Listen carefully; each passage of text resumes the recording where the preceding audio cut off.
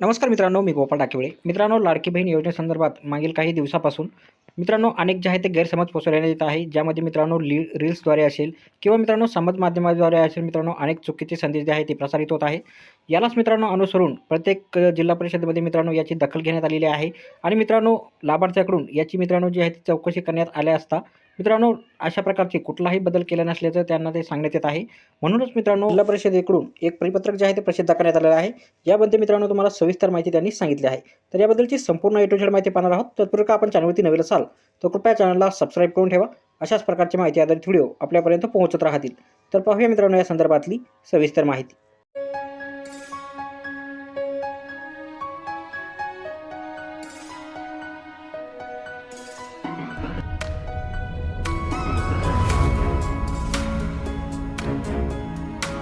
तर मित्रांनो आपण हे पत्र पाहू शकता. एकात्मिक बाल विकास सेवा योजना पुणे जिल्हा परिषद पुणे यांच्याकडून प्रसिद्ध करण्यात आलेलं आहे मित्रांनो.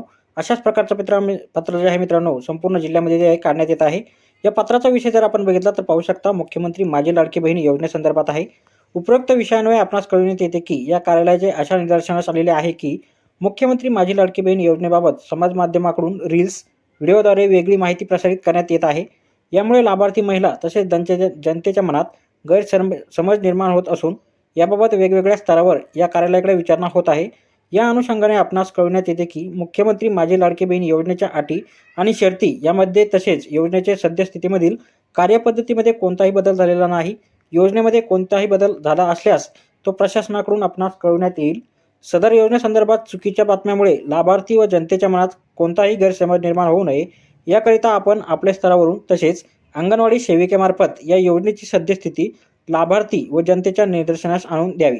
अशा प्रकारचं मित्रांनो हे पत्रामध्ये तुम्हाला इथं निर्देश दिलेले आहे. तर मित्रांनो अशा प्रकारे मुख्यमंत्री लाडकी बहीण योजनेत कुठलेही बदल झाले नाही आणि समाज माध्यमावर फिरणाऱ्या अनेक प्रकारचे जे व्हिडिओ आहेत ते जे काही पोस्ट आहेत याच्याकडे दुर्लक्ष करा. तर भेटूया मित्रांनो पुढच्या व्हिडिओमध्ये अशाच एका नवीन माहितीसह. तोपर्यंत व्हिडिओ आवडल्यास व्हिडिओला लाईक आणि शेअर करा. धन्यवाद.